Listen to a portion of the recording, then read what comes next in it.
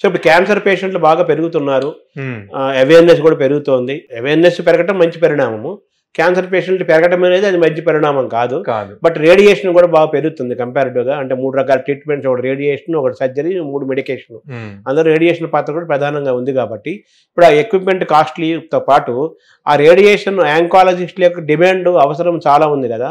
ఆ demand and సప్లైలో మన సరిపడా మనకు స్పెషలిస్టులు ఉన్నారు. ఒక 5 years 7 years back government steps తీసుకొని దీన్ని రెక్టిఫై చేయడం జరిగింది. మనం ఎలా ఉంటామంటే నీ జర్క్ రియాక్షన్ లాగానే ఉంటది ఎప్పుడు, అంటే డిమాండ్ అండ్ సప్లైలో మనం ఎప్పుడు మన ఒక 5-10 years బ్యాక్ వెనక్కి పడే ఉంటాం. సడన్ గా డౌన్ అయింది అనగానే ఒకటేసారి 100-200 సీట్లు పెంచేస్తారు. అతివృష్టి అనావృష్టి మరీ ఎక్కువైపోయారంటే ఇప్పుడు మళ్ళీ తగ్గించడం జరుగుతుంది. సో ఏమైంది అంటే ఈక్వల్ ప్రపోర్షనేట్ గా నేను చెప్పినట్టు నేషనల్ క్యాన్సర్ ఇన్స్టిట్యూట్ ఏదైతే క్యాన్సర్ ఫండ్ తయారు చేసిందో అప్పుడు రిక్వైర్మెంట్ ప్రకారం మనం నిజంగా క్యాన్సర్ హాస్పిటల్ అన్ని దగ్గర స్టార్ట్ చేసి ఉంటే ఈ డిమాండ్ సప్లైని చాలా అధిగమించేవాళ్ళం. ఈ నీ జర్క్ రియాక్షన్ వల్ల ఎక్కువ స్టూడెంట్స్ అయిపోవడం, ఇప్పుడు ఏంటంటే అంత ఫాస్ట్ గా సెంటర్లు పెరగపోయేసరికి కాన్సన్ట్రేటెడ్ అయిపోయింది. ఎక్విప్మెంట్ అవసరము, స్పెషలిస్టుల అవసరము, డిమాండ్ పెరిగింది, సప్లై డిమాండ్ స్పెషలిస్టుల మధ్య గ్యాప్ కోఆర్డినేషన్ కరెక్ట్ గా లేదు. మన ప్రభుత్వాలు మన వ్యవస్థలు చేసుకున్న తప్పులేవి.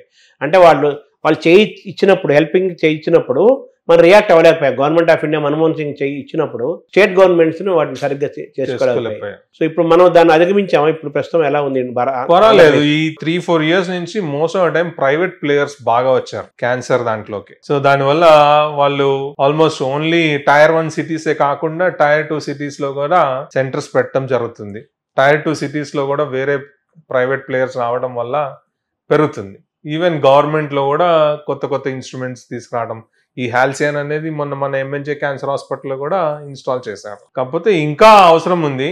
ఎందుకంటే ఇప్పుడు హైదరాబాద్ తీసుకున్నాం అనుకోండి, టూ మచ్ కాన్సన్ట్రేటెడ్. అదే మీరు ఖమ్మం వెళ్ళండి, భద్రాచలం వెళ్ళండి, సత్తుపల్లి వెళ్ళండి, సూర్యాపేట వరకు కూడా ఎక్కడ కూడా క్యాన్సర్ హాస్పిటల్ లేదు. సో ఉంటే అందరు ఇక్కడే. సో అక్కడి నుంచి మాక్సిమం ఇక్కడికి రావాల్సి వస్తుంది. సార్ ఇప్పుడు ఈ రేడియేషన్ వల్ల క్యాన్సర్ ని పోగొట్టడము, క్యాన్సర్ కణాలను చంపేయటము, క్యాన్సర్ స్ప్రెడ్ కాకుండా చూడటము, అలాగే ట్యూమర్స్ ను కూడా పూర్తిగా చంపేసేయటము, ఇవన్నీ చేయొచ్చు.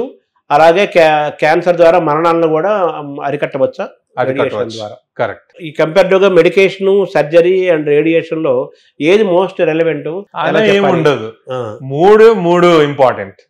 ఓకే, అంటే ఒక పేషెంట్ 3 అవసరం ఉంటాయా? ఒక పేషెంట్ 3 అవసరం ఉంటాయి. సో ఇది ఎక్కువ ఇది తక్కువ అని ఎక్కడా ఉండదు క్యాన్సర్ లో. ఓన్లీ రేడియేషన్ తోటి క్లియర్ అయ్యి ఉండవా? ఉంటాయి. నేను చెప్పాను కదా, బినైన్ ట్యూమర్స్ ఓన్లీ రేడియేషన్ తోటి క్యూర్ చేస్తాం. సో ఇప్పుడున్న వాటిలో ఏంటంటే ఇంచుమించు అన్ని భాగాల్లోనూ combination treatment. Prostate cancer radiation తోటి క్యూర్ చేయొచ్చు. ఓకే, కానీ ప్రాస్టేట్ క్యాన్సర్ వాళ్ళకి PSA బాగా ఎక్కువ ఉంది అంటే దానికి హార్మోన్ థెరపీ అని యాడ్ చేస్తాం, లేకపోతే టాబ్లెట్స్ యాడ్ చేస్తాం. సో ఎక్కడైనా కూడా కాంబినేషన్ వల్లనే మనకి బెనిఫిట్ ఎక్కువ ఉంటుంది.